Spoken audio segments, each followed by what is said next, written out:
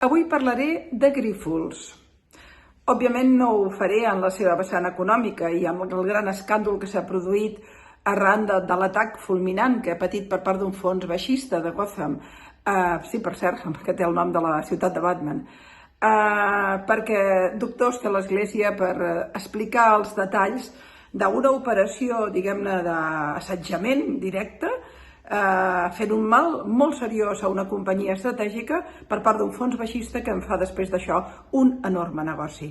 Per tant, ja anirem sabent els detalls. De moment sabem, primera, que el fons baixista que ha fet l'atac fulminant, a la primera de canvi ja amb una tacada ja va treure una pila de milions d'euros de benefici. En realitat, entre ells i Aco Capital, jugant amb les accions i amb la devaluació que hi havia hagut, s'han tret al voltant de 24 milions d'euros d'una sola tacada només per l'atac a Grífols. Grífols ja ha avisat que es querellarà contra Gotham.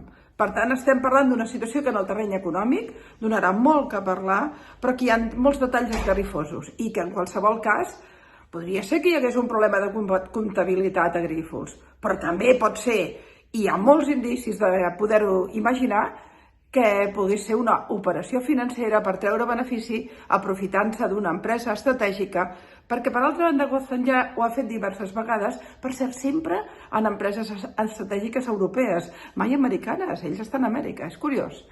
En qualsevol cas tenim Grífols, empresa puntera al món, la primera, el número 1 en plasma, per tant estem parlant d'empresa estratègica no a Catalunya, no a Espanya, al món, que li acaben de donar una clatellada brutal i qui li dona la clatellada d'entrada ja treu un benefici de milions d'euros. Fa mala olor.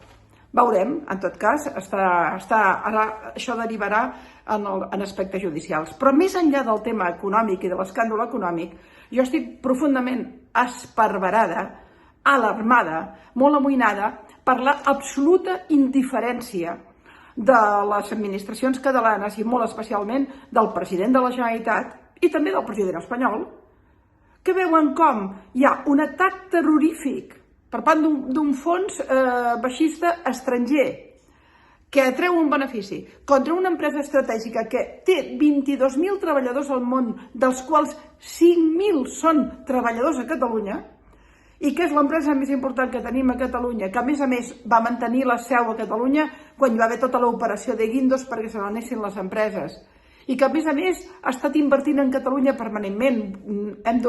No podem oblidar, per exemple, que ha convertit Barcelona en el centre pilot d'estudi de l'Alzheimer, el que, per exemple, van invertir en la penya i van posar al voltant de 3,7 milions d'euros per salvar la penya quan estava en fallida, o van invertir a Jovecamps, que també estava en molt mala situació, quedant-se el 76% de l'empresa, o Aigües de Vilajuïga, que també hi van invertir 5 milions d'euros.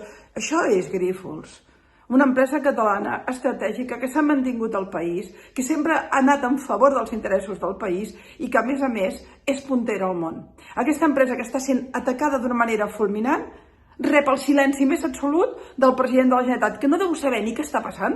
Hola, bon dia, Aragonès, estàs aquí? Estan atacant una empresa estratègica de Catalunya, que ens sobren, que en tenim moltes d'aquestes, tenim molts Grífols.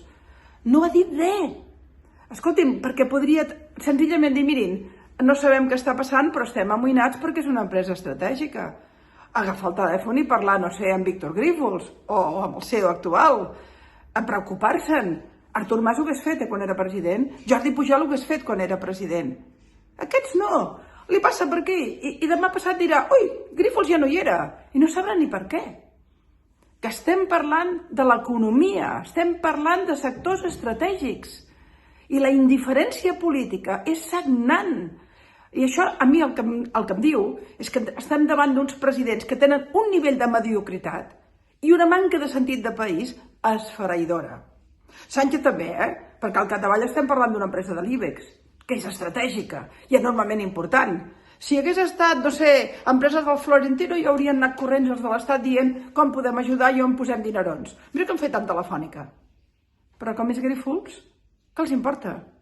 I la Comissió de Valors no té res a dir, són ells qui van auditar, Tenen tota l'aprovació de la Comissió de Valors, Grífols, i ara on són?